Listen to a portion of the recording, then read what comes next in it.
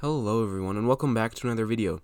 Today I'm going to be talking a little bit more about Yang's UBI and a different way to view it, a different perspective on it that may make it a little bit more attractive to other people who think like me, and just in general, just thinking about this actually made it a lot more attractive of an idea to me. So essentially, when you think about what the UBI does, it adds an extra $1,000 a month to a person's income, or an extra $12,000 a year to someone's income. So essentially, what this is doing, if you think about it as almost a income tax refund, that's basically the first way to begin thinking about this new perspective on UBI, kind of. So it's essentially an income tax refund, except it's not, because it has to be funded somehow. Now, how does Yang fund this tax, or fund this program? Primarily, it's through the value-added tax, a consumption tax, a 10% tax on every time a value is added to a product.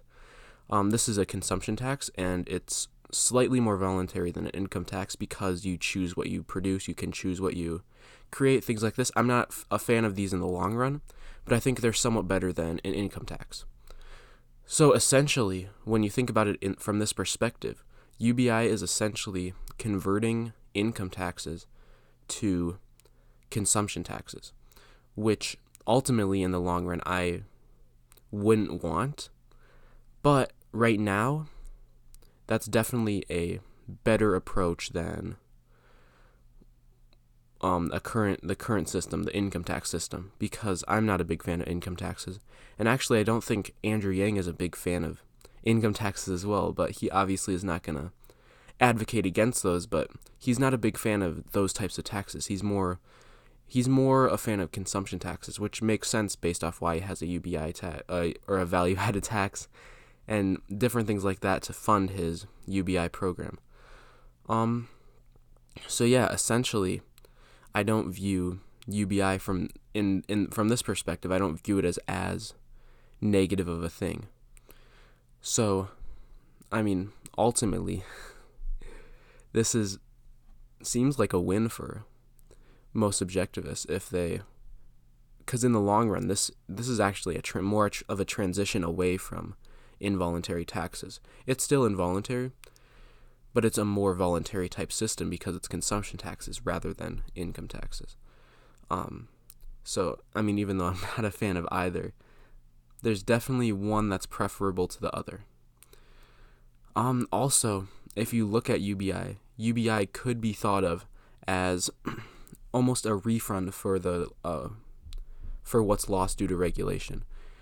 And regulation is written by the upper class people, so they obviously get more benefits from it, or it's not really beneficial for them in the long run, but they are not as affected as harshly by the regulation as the lower class people, who won't be able to find jobs during automation, because entrepreneurs don't have the freedom to create new jobs because of regulation.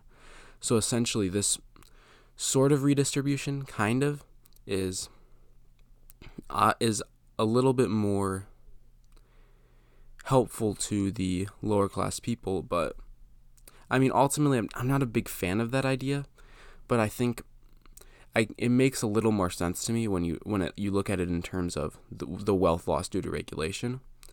It's almost just a refund to these people for what they have lost due to regulation. But yeah, I think that's all I have to say for today. A little shorter of a video today. Thank you guys for watching. I hope to see you in the next video. Peace.